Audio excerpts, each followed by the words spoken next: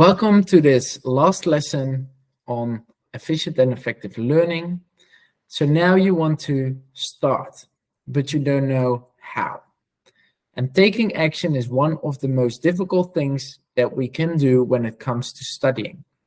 However, there are luckily a few tricks that you can use to start studying and follow up on your courses with the methods that we discussed in earlier videos.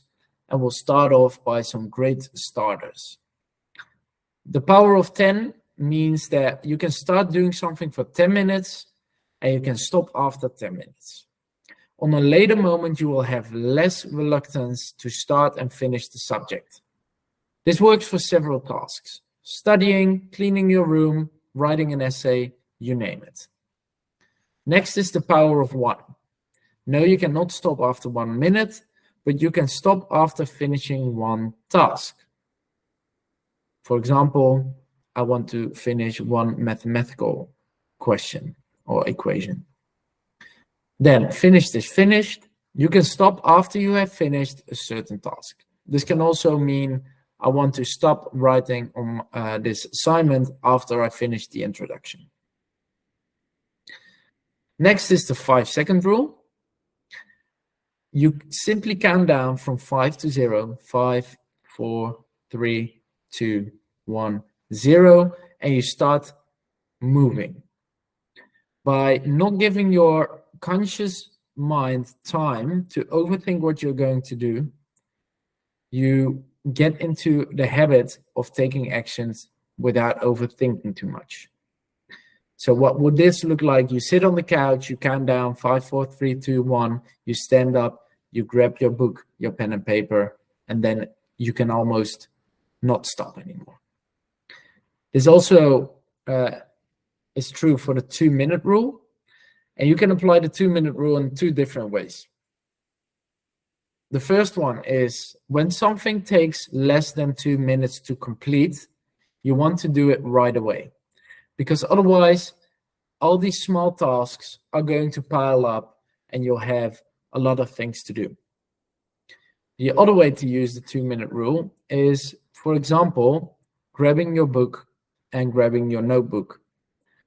Because that will only take you 2 minutes, but you are more likely to follow through and start studying. Then we go to the next part, the way of least resistance. Your brain will always choose for the way of least resistance, because it is something that we are familiar with, that we know. But from only doing the things that are familiar to us, no change or growth will take place. This applies to everything in your life, not only studying. Remember this, if it was easy, everyone would do it. And what we also know is that changing habits or behavior can take up to 21 to 28 days. So we have to be patient. And we want to apply all those learning methods in a consistent manner over at least 30 days to see the results eventually. And the difficult thing is that these days with social media, we get results and dopamine hits straight away, while with studying or working hard, we don't get those results. So we have to get into the habit of studying. The next bit is having the right mindset. So I always ask my students, why are you doing this study? Because having the right mindset will help you to take action. Besides that, you want to see the end goal in your mind. So you want to see yourself, you want to visualize yourself already with that beautiful piece of paper in your hand and being proud of yourself. And then we have the negative or positive state of mind. If you ask yourself, why is it going to be a bad day today? Your brain will give you an answer, and that will most likely be negative. Because our brain is like a Google search engine. What you put into it is what you get out of it. However, if you ask yourself, why is today such a beautiful day? Your brain will provide positive energy and positive answers. So try to get in a mode where you ask yourself, the right questions. Then the last bit, focus and concentration. The great thing about this is it's like a muscle. As we go to the gym or we do football practice or we do dancing lessons, we can get better at focusing and concentrating. For example, a counting exercise. You start with 4 and you keep adding 7 till you are at 200 or 298. If you lose track in between, just keep going. It's about focusing on your task and not on the result. The second bit is physical activity. By boosting your heart rate and blood circulation, your brain will be more active and it's easier to study or work with focus. Doing this activity outside is even better because a green environment gives the cognitive part of our brain a break, and this boosts creativity. Lastly, phone usage. Put your phone on airplane mode and put it in a different room.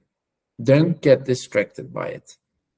There are also many app blockers or apps that have timers on it, for example, Forest or 1 sec, and try out what works for you. And lastly, the Pomodoro technique, which means small, focused sessions. What really helps with the Pomodoro technique is the time that we give breaks, that we have breaks in between our study sessions. For example, we want to study for 25 minutes and then take a 5-minute break. In those breaks, you don't want to look at your phone, and you just have a glass of water, play with your pet, and do nothing. Then you do another 25 minutes and another 5-minute break, then learn for another 25 minutes, and then have a longer break for 15 to 20 minutes because your brain needs to rest. These are some methods that you can use to get better at focusing and concentration, as well as taking action. Now it's time to apply these methods in your study, and feel free to reach out to me whenever you have any questions on Instagram at @the_studycoach. And I wish you a lovely day and good luck with your college.